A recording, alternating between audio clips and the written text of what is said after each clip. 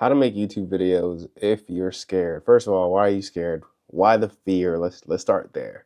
You're probably scared because you're thinking about outcomes. So I'm going to call this the anti-outcome method. So we can kind of get you away from thinking about outcomes, get rid of the fear, get you moving forward.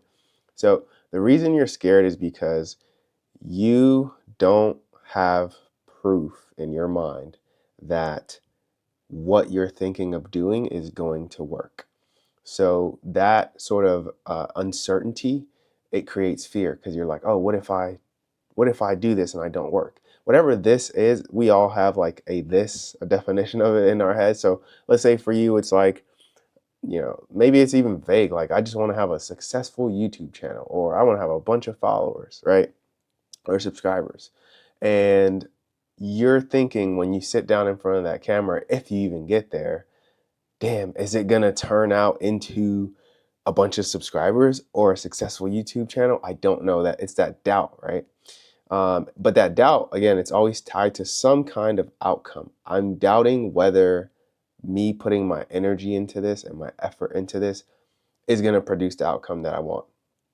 That's just gonna keep you paralyzed forever. So what should you do instead? All right, so I propose the anti-outcome method. So the way it works is you essentially run an experiment instead of having like some kind of goal. There's no goal. There's just a question and a test criteria. So here's an example here. So the test question would be, can I gain 1,000 YouTube subscribers on YouTube talking about random things that I'm interested in, right? So let's say that's your test question.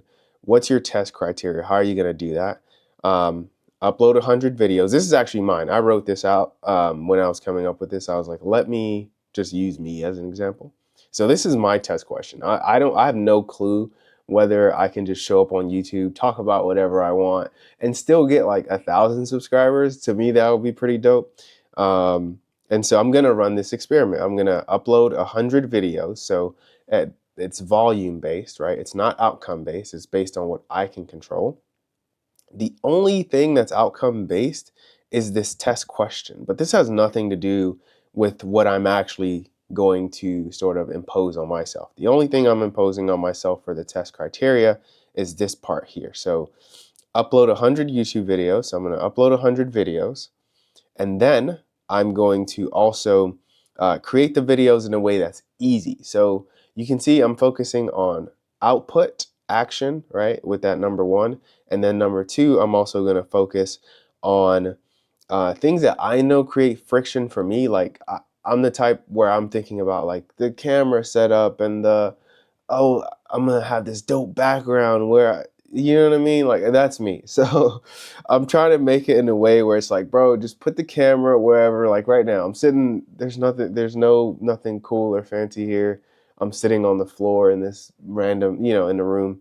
So I'm making it in a way that's like frictionless. So can I succeed? Can I get this outcome with an approach that's not only easy, but also focused on output. So output being the 100 videos, easy being creating the videos in a way where I'm not thinking about, it's right here, record anywhere. Okay, I can record anywhere. I'm not going to do any scripting or anything like that. I can do outlines. That's okay. Like if I just, hey, these are the 3 bullets I want to touch on, that's fine.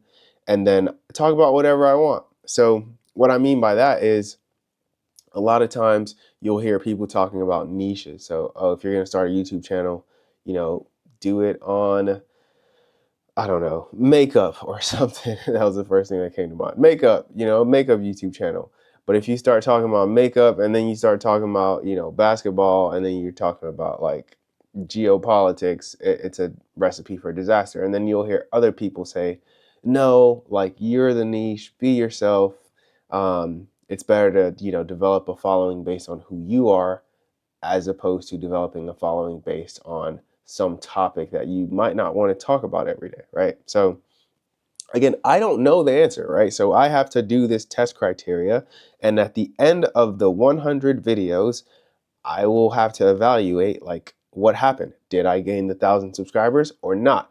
If I didn't, then I'll know this doesn't work. Then I'll know that, hey, if I, record videos in a way that's easy for me, and I just talk about whatever I want to talk about, I will not get 1,000 subscribers, right? So, but I have no way of knowing that, right? Like you can't just sit around and try and figure it out in your head. You gotta run the test. You gotta ask the question, then you gotta run the test, okay? Now, big warning here. Once you start experimenting, you're going to be really tempted to fall into a trap.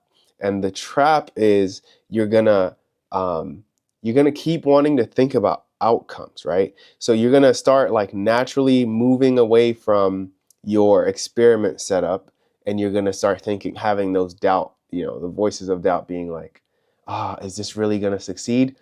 You don't know. You don't know if it's going to succeed. You have to finish the experiment, right? So that's the whole point of this, right? So when you hear that voice in your head, please just, come back to this or screenshot it or do whatever you want, and just like come back to the test experiment, right? If you're like, oh, is it going to succeed? And you're 60 videos in, just tell that voice, we don't know if it's going to succeed, but we're going to find out. We're going to find out at 100 videos. Before that, we just got to run this plan and execute this plan, right?